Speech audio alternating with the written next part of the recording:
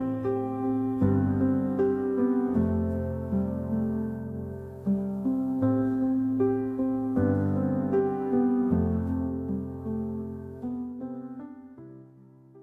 point 1.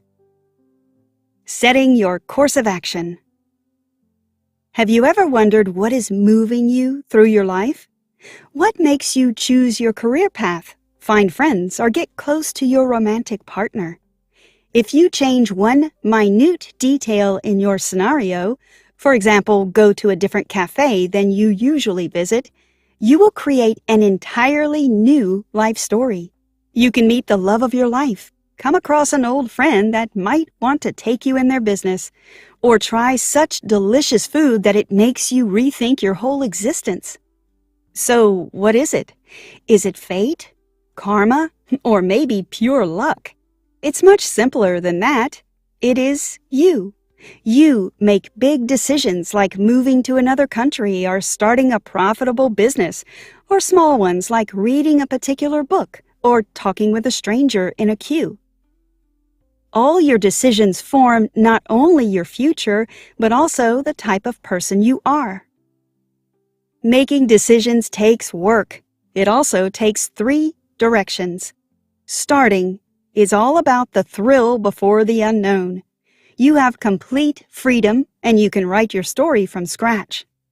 Staying is one of the safest choices. If you're satisfied with your life, it will be more reasonable to leave it as it is, such as sticking with your friend group or continuing to pursue the same career just because you enjoy it. Leaving is finding the courage to let go of things and people that no longer bring value to your life. Decision-making is a real challenge, as in most cases, people start having doubts. What if it doesn't work out? What if I miss my opportunity? If you ask yourself these questions, check out this summary. It will simplify the decision-making process and help you sort out your priorities. Key point 2. Outlining your ultimate goal. There is a massive difference between doing something and accomplishing something. In the first case, you take on jobs without any vision of what might come from them. Accomplishing means engaging in activities that will lead you to a particular result. But how can you define which goal will make you genuinely happy? To determine that, imagine your funeral. If that's too morbid, then just think of the party held for your 100th birthday. Your friends and family gather around to discuss your life, your good and bad times. What do you want to hear? Do you want to be remembered for the money you gained in your lifetime? Your kindness, your sense of humor, or your innovative mind? The answer to this question is your objective in life. Once you have set your life's aim, you have a direction to follow, and you won't get lost. When discussing their successes, many people use the metaphor of a pyramid. Once you're born, you're at the bottom of it. Then you lay the pyramid's foundation when you enter school and university. Everyone has a similar base, but each pyramid starts narrowing from graduation. The issue with such a perspective of success is that it leaves no space for failure or deviation from the course. If you're near the top of the pyramid and make a grave mistake or even lose interest in your work, you automatically start at the bottom again. Other people climb the ladder, either corporate or in life. Each step represents a milestone in any sphere, so the higher you are, the greater your status. The tricky part about the ladder is that it turns life into a competition, so people waste their potential on outperforming others rather than focusing on self-growth. Of course, both pyramid and ladder schemes are just imaginary concepts.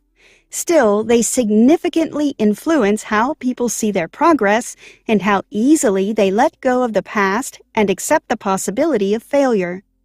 Life is not a line on a chart that shows how far you have gone. It is you, with your thoughts and emotions, inner victories and defeats. As you admire your role models, look in the mirror and celebrate you. In such a way, you will step out of the game of pyramids and ladders and embark on a unique journey of self-empowerment. Key point 3. Crashing the borders of your comfort zone. Undoubtedly, the comfort zone is a nice place to be. You don't have to live with constant anxiety over failure. You have stability and peace. But no matter how comfortable you are, you stay still. You don't challenge yourself, so you can't grow personally and professionally. If you ever catch yourself in a situation where your fear and doubt are stronger than your need to achieve something, ask yourself a simple question. What is the worst thing that could happen? Just imagine you have a crush on someone. You observe your romantic interest from the side, and you constantly dream of getting together. You burn with emotions, but the fear of rejection stops you from making the first step. To confess is a hit-or-miss mission. The worst thing is them saying no. Sure, a broken heart is not fun, but there is an even worse thing than that. Never trying to pursue what you want and having questions and doubts all your life. What if your romantic interest had the same feelings for you? You'll never find out if you don't step out of your comfort zone. Prepare for the worst and hope for the best, but take solace in knowing you will be okay even if everything goes south. Trey Gowdy. Evaluating risks is a perfect tactic before starting a new chapter of your life. If you know potential dangers, you're ready to face them. Apart from determining the worst-case scenarios, weigh the pros and cons of your decision. Imagine you want to switch your career. Your current job is ideal in many senses. The salary is high, there are many perks, and you can get quickly promoted. But it's tedious and depressing. On the other hand, your plan B will not generate huge profits, but can bring you closer to interesting people and extraordinary tasks. It outweighs everything about your current job. Ask your loved ones to share their thoughts on your situation. It doesn't mean you must go along with whatever they suggest. The decision should come from your heart, but your friends and family can offer some unusual variants. Different perspectives can be eye-opening, so be attentive to the remarks of your friends and colleagues. Key point 4. 3 pillars of decision-making. What is your inseparable companion when it comes to making decisions? Is it a mysterious voice of intuition, your emotional self, or good old logical thinking? Ideally, all these 3 factors should assist you with decision-making, but they should not influence you equally. Think of your professional or personal journey as a car ride. Logic should be the driver. Your intuition can be in the passenger seat, helping with the directions, and your emotions would be hanging around in the back seat. Logical thinking is an outstanding quality. It helps you analyze the risks, predict outcomes, and maximize benefits. But if it completely mutes your emotions and gut feelings, your goal can become an overwhelming burden you cannot relinquish, and it won't bring you happiness. If emotions take control of a car ride, prepare to face the consequences of your knee-jerk decisions. You might act out of spite, panic, or wild excitement, and those emotions can cloud your judgment. The same goes for intuition. Alone, it's not powerful enough to bring you success. Very often, fear suppresses gut feelings. To eliminate it, always try to think of probabilities rather than possibilities. Flying makes you scared out of your wits? Check how many airplanes are making their flights every day, and you will be amazed at how mundane this activity is for some people. Another good strategy is focusing on something you deeply care about. What if the business you are hesitant to start will help your family prosper? It sounds like good motivation. In another scenario, you might have a terrible fear of needles but strive to donate blood. Think of how many lives you can save if you win over your anxiety. Fear is an entirely normal reaction to an unknown experience, but it is a severe barrier if it is chronic. Listen to your fear. It can tell you more about yourself than you know. It can also bring positive moments in your life. When you're afraid of jumping right into a venture, it gives you time to mull things over and decide which part of you is dragging you into this, your logic, emotions, or intuition. Key point 5. No shame in staying. The excitement that comes with starting something new wears off with time. That's the reality of life. You may face situations where you feel bored and unmotivated. In those moments, have an honest conversation with yourself. Are you pursuing your dream, or are you chasing novelty and thrill? If you switch again, will it align with your future vision of yourself? In most cases, staying does not mean you're fearful. It means you're committed to what you do. You value your job and relationships with others. If your company's going through some tough times and you stay, you demonstrate your loyalty and reliability. These qualities might be worth more than credentials for your employers. 3 main points will help you determine if your choice to stay was right. Time. Not satisfied with your new position at work? Instead of quitting immediately, set a deadline for this decision. 2 weeks, 1 month, or the whole year. Everything can change with time, and what you consider dull or challenging in your work now may be pleasant later. Experience. Experience is the most valuable asset in the modern world. Complex tasks, unexpected projects, and stressful situations challenge you, but knowing how to deal with them stays with you forever. Every milestone is a huge life lesson, so take advantage of them as much as possible. Future perspective. If your chosen activity has at least one element that could lead you to your dream, you might consider staying. It may include valuable expertise, a strong team, or financial stability. Dreams do not come true at the snap of a finger. They require patience and determination. Do not rush what is to come in your life.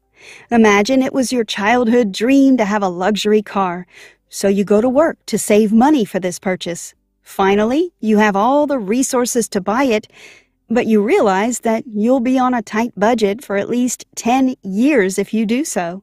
Is it worth it now, or is it more reasonable to wait for the right moment? What if this car is outdated in 10 years? Always consider your priorities before fulfilling your dreams. You'll realize that some can wait. Did you know? The most dangerous dreams and goals are the ones that seem easy to get, as they make people take rash actions and neglect their priorities. Key point 6. When to quit the game. Letting go of lifelong dreams can be a painful experience. It happens because most people think of their aspirations as sacred things. They worship them. In reality, dreams are just part of human nature, and as individuals evolve, so do their goals and ambitions. If your current dream does not fulfill you, it may indicate that it has retired already. Keeping an eye on your mental and physical well-being is vital. Do you feel overcome with negative emotions? Tired and depressed at your current dream workplace, or in a much desired relationship? Have your colleagues and family noticed that you've changed?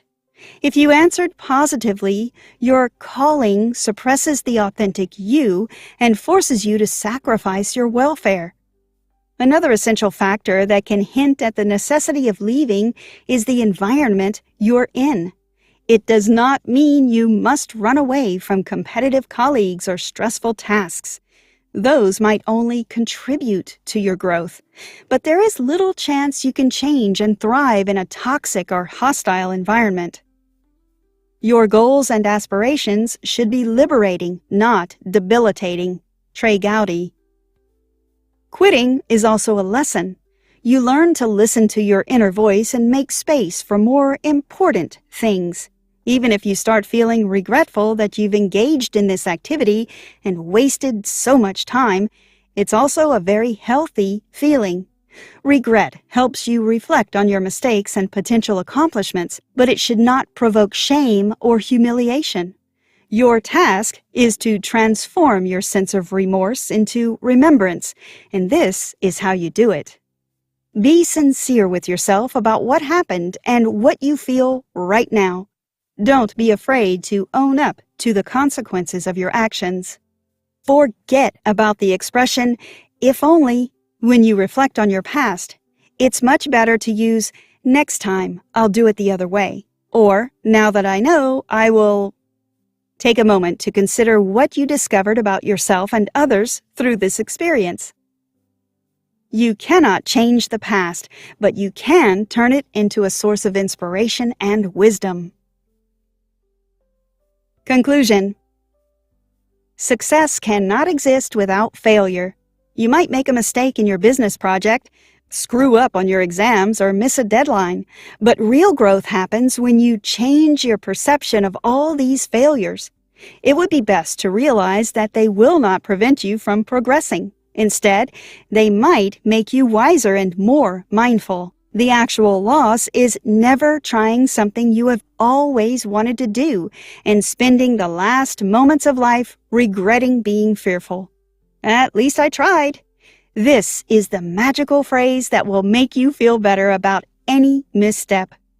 Whatever you decide, to stay, start, or leave, make sure that it's what your heart and head tell you. You might examine your dreams, work out worst-case scenarios, and analyze your emotions, but most importantly, do not rush things. If you're determined enough, what belongs to you will always find you. Sometimes not directly, but through sudden acquaintances, trips, work situations, or a flash of insight. Don't listen to what others say. Everyone has their own definition of success, and your version might be far from their ideal. You are the writer of your story. Make it engaging and inspiring so that when you're at the last scene of your life, you can look back and be proud of yourself and let out a few chuckles, of course. Try this. Gain as much experience as possible. Apply for courses, internships, workshops, or anything that can broaden your horizons. Take your time if you feel too exhausted by the endless success marathon. Go on a vacation or gap year and figure out your life goals. Ask yourself, what advice would I give my younger self whenever you reach a milestone to ensure you have learned life's lessons?